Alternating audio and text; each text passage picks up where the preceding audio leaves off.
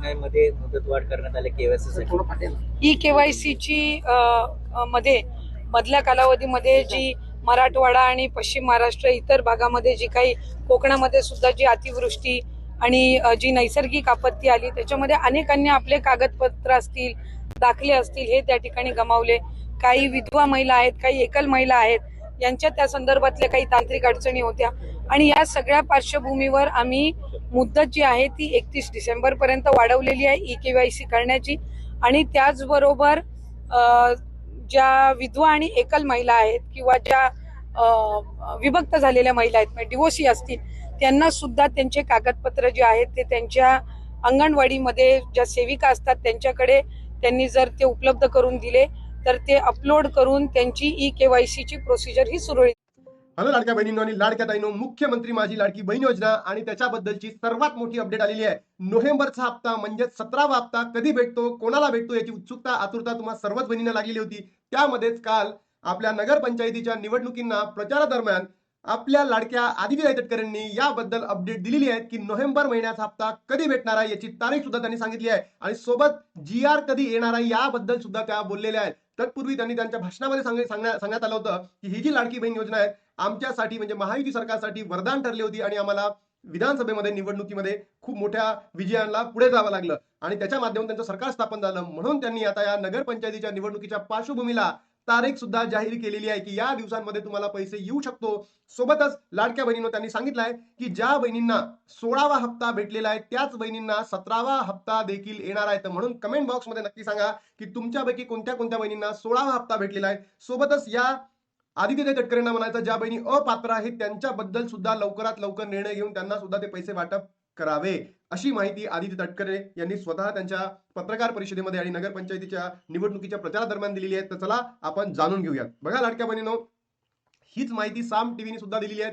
November संपलेला आहे, आज 30 तारीख आहे नोव्हेंबर महिन्याची। नोव्हेंबर संपला, लाडक्या बहिणींना 1500 रुपये कधी मिळणार वाचा सविस्तर। म्हणजे काय की आपल्याला जो नोव्हेंबर महिन्याचा हप्ता आहे, ज्या महिन्याचा हप्ता त्याच महिन्यामध्ये भेटायला पाहिजे होता पण अजून सरकारने दिलेला नाही आहे, याबद्दलची ही अपडेट असणार आहे की आता महिना जरी संपला आहे तरी सुद्धा पैसे आले नाही। तर यावरच भाष्य करताना अनेक लोकांनी आदितीताई तटकरेंना त्यांच्या पत्रकार परिषदेमध्ये निवडणुकीच्या प्रचारादरम्यान प्रश्न विचारला तर त्यांनी सांगितलेला आहे लाडकी बहीण योजनेत नोव्हेंबरचा हप्ता कधी मिळणार असा प्रश्न महिलांनी पडलेला आहे। दरम्यान पुढच्या महिन्यात महिलांच्या खात्यामध्ये, पुढच्या म्हणजे काय डिसेंबर महिन्यामध्ये, बरोबर। लाडकी बहीण योजनेबाबत सर्वात महत्त्वाची अपडेट, महिलांना नोव्हेंबरचा हप्ता कधी मिळणार, नोव्हेंबर आणि डिसेंबरचे 3000 एकत्र मिळणार का, अनेक वृत्तपत्र वाहिन्यांमध्ये सुरू आहे, न्यूजपेपरवर युट्यूबवर सुद्धा सांगत आहे। पण माझ्या मते तुम्हाला दोन्ही महिने 17वा आणि 18वा हप्ता नोव्हेंबर आणि डिसेंबरचा हप्ता एकत्र मिळणार नाही, हे माझं वक्तव्य आहे आणि असंच होणार आहे हे सुद्धा मी तुम्हाला प्रॉमिस करून सांगतोय। त्यानंतर आज नोव्हेंबर महिन्याचा शेवटचा दिवस आहे।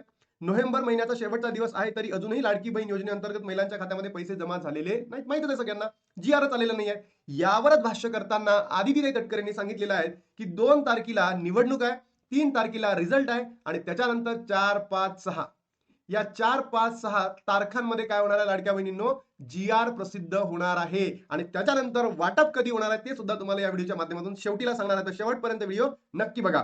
महिलांच्या खात्यात नोव्हेंबरचा हप्ता जमा न झाल्यामुळे महिलांच्या मनात अनेक प्रश्न निर्माण झाले होते। दरम्यान आता नोव्हेंबरचा हप्ता लांबणीवर जाऊ शकतो का, नोव्हेंबरचा हप्ता डिसेंबर महिन्यात दिला जाण्याची शक्यता आहे का, सगळंच त्यांनी प्रश्नांना उत्तरं दिलेली आहेत।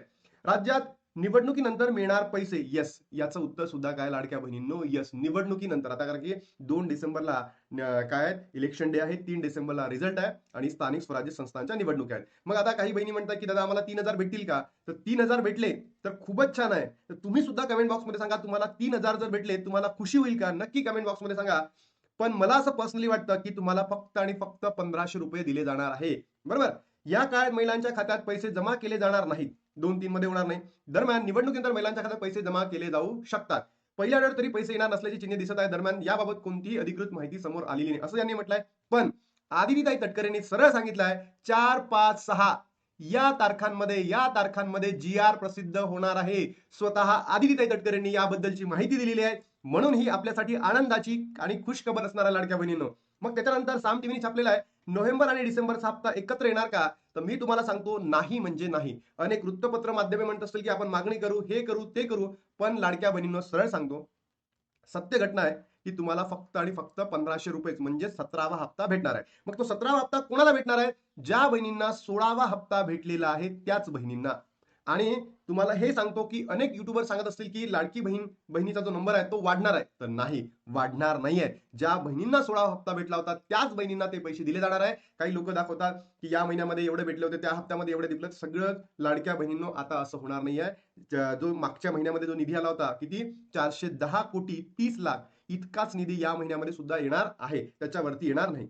लाडकी बहीण योजनेअंतर्गत नोव्हेंबर आणि डिसेंबरचे हप्ते एकत्र येणार असला प्रश्न विचारला जात आहे. कदाचित महिलांना दोन्ही हप्ते एकत्रितपणे दिले जाऊ शकतात. मागच्या वर्षी विधानसभा निवडणुकीपूर्वी त्या निवडणुका विधानसभेच्या होत्या, या स्थानिक स्वराज्य संस्थेच्या. इथे पैसा कमी आहे म्हणून तुम्हाला देणार नाही. ठीक आहे. केवायसी साठी शेवटचा 1 महिना याबद्दल सुद्धा त्यांनी बोललेलं आहे. मी तुम्हाला व्हिडिओच्या पहिले दाखवलंच की केवायसीला 31 तारखेपर्यंत म्हणजे 31 डिसेंबर पर्यंत वाढवून दिलेले आहेत. आणि यामध्ये तुम्हाला जे डॉक्युमेंट सुद्धा द्यायचे आहेत ते डॉक्युमेंट सुद्धा लवकरात लवकर काढून तुम्ही काय करा, त्या ठिकाणी अंगणवाडी सेविकांकडे द्या, अशी माहिती त्यांनी दिलेली आहे. अंगणवाडी सेविकांकडे जा.